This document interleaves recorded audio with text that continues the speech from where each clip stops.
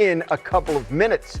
Welcome to NFL Live. Dan Graziano here today with Mina Kimes and Tim Hasselbeck for the hour. And let's start, if you guys don't mind, in Kansas City, where Andy Reid announced Patrick Mahomes would participate in OTAs on a limited basis.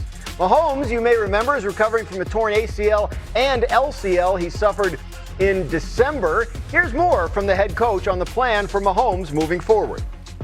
He is in a good position to be able to do some things. There's some rules and regulations that go with that, Herbie, so we got to just make sure that we're on top of that part. But if he can do some things, phase 2, remember, is there's no contact, there's no offense versus defense. It's phase 3 that you get into that. Once you start the clock, then the clock's got to be rolling. You just have to evaluate what you want to do there. But he's in a position where he can do everything, I think. So, Tim Hasselbeck, we're about 5 months post-injury here on Patrick Mahomes. What do you make of the timetable, the way it's coming together this offseason? Yeah, I mean, it seems like Mahomes, who had his mind set on trying to be back for week 1, it seems like he's trying to do everything to be back for week 1. And I think Andy Reid is smart to say, like, look, he's going to participate on a limited basis of the stuff that he can do. I think it's just, at least at this time of year, Dan, it's a gentle reminder. We take for granted how quickly guys bounce back. We're talking about a December injury. We've seen, this type of video. Really, to me, it goes to show you how much work and progress needs to happen before he's ready to be back to be the old Patrick Mahomes. So, look, I think the Chiefs as an organization are going to be smart. They may have to protect Patrick from himself, in terms of his desires to be back. But it's also just a little bit of a warning. Like, not everyone's recovery from an ACL is exactly the same. And because we've seen elite athletes recover quickly in the past, I think we just think it's going to be a foregone conclusion that it's how it is for everyone. And so I do think that Kansas City should be prepared should they encounter some type of setback or slowdown in his recovery. And a reminder, they brought in Justin Fields as the backup quarterback who presumably would play if Patrick Mahomes isn't ready to go at the start of the season. Mina, the Chiefs' draft was almost entirely about defense. Do you think they've done enough on the offensive side of the ball to help Mahomes when he does come back? I would say yes and no. No, they were really just running it back at pass catcher, right? The receivers and the tight ends as well. I thought they might add a tight end, and they didn't. As you alluded to, the only receiver they drafted was Cyrus Allen in the 5th round. So I think they're hoping for a bounce-back year from Rashee Rice. There's still some free agents out there, though, so they might not be totally done. The area that they did make a strong effort to improve was a run game that was, amongst the least explosive in football last year. Signing Kenneth Walker III to the big contract, drafting Emma Johnson out of Nebraska, who I think is a nice compliment. And also, notably, bringing back Eric Bieniemy from Chicago. And I think that's going to be where you need to see some improvement, not just in the personnel, but schematically. The Chiefs' RPO-based offense is not as effective as it was a few years ago, particularly in terms of running the ball. And I'm interested in seeing, Tim, if Eric can maybe bring some of those principles from Chicago, where they ran the ball so well under center, to Kansas City, because it does feel like there needs to be some evolution in that regard. Yeah, I do. And I think some of the evolution will be getting back to roots of really what, Bieniemy and Andy Reid truly believe in. And I agree with you, Mina. I think it is yes and no. Kenneth Walker's a big addition because they had neglected running back for a while. They kind of just said, look, we're going to make it work with, the guys that are here. And that didn't work. The other thing that they were doing is they were drafting wide receivers. They also were always in the veteran market at receiver. And none of those guys really panned out. And so you could look at their team. I think it was 2 years ago they led the league in drops. They just have not been a team that's really been that strong at receiver. And so I think when you look at that, and then on top of it that, Travis Kelce's only getting older, you can look at it and say, look, I'm sure Mahomes appreciates the help at running back.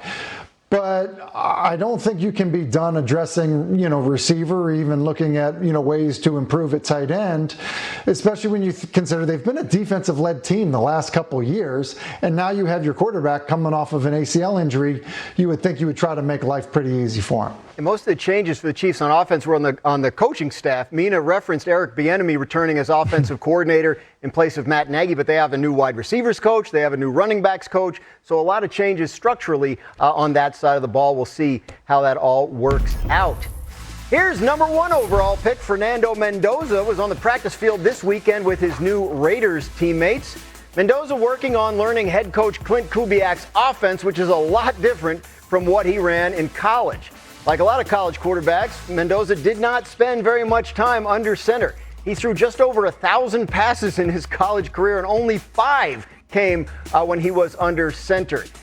Clint Kubiak was the Seahawks offensive coordinator last year, and that team operated under center at the 2nd highest rate in the NFL and went on to win the Super Bowl, so you would expect Clint Kubiak to keep that going. Mendoza talked about that learning curve this weekend. I believe it's the added footwork. Instead of being back there in shotgun, you really have to get back to make sure you get depth. You can best serve your offensive lineman, still be on time, still decipher the defense. And with that, it's really having an emphasis on those first 2 steps, on securing the snap, and getting out of there and powerful with having quick feet. Tim, you played quarterback. How difficult is that transition playing in shotgun to going under center as much as he'll be asked to do it? I will say this. I think it's significant. There definitely is a change. There is a difference. The difficulty of it, I think, over time has been proven it really isn't something that you need to be hung up on. While most guys play in college completely, in the shotgun, guys do, prior to that have some experience playing under center for the most part. And then immediately after their college stuff is done, they start training to play under center because they know they'll be asked to do it. And you look at other quarterbacks, number 1 overall picks, and how much they played under center in college.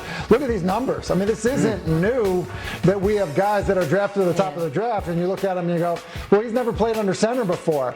And now, obviously, there hasn't been wild success with everybody on that list, but there's been plenty of success with guys that are on that list. And so, look, if you are talented enough to be the number 1 overall pick, you are talented enough to learn how to play from under center. And I think what most quarterbacks end up finding out is that there are benefits to it that they really enjoy. And so while it might feel uncomfortable at first, it ends up being a benefit throughout their career in terms of the success they can have do it. Just even Kyler Murray alone, the last 2 years, you saw an uptick in some of his production while playing under center. So I think Mendoza is going to be fine with it. He's going to, especially in the Kubiak system, understand how tied his feet are to the timing of every single thing that he does. And ultimately, I think that makes you a more consistent quarterback. And I don't think it'll be a huge hurdle for Mendoza.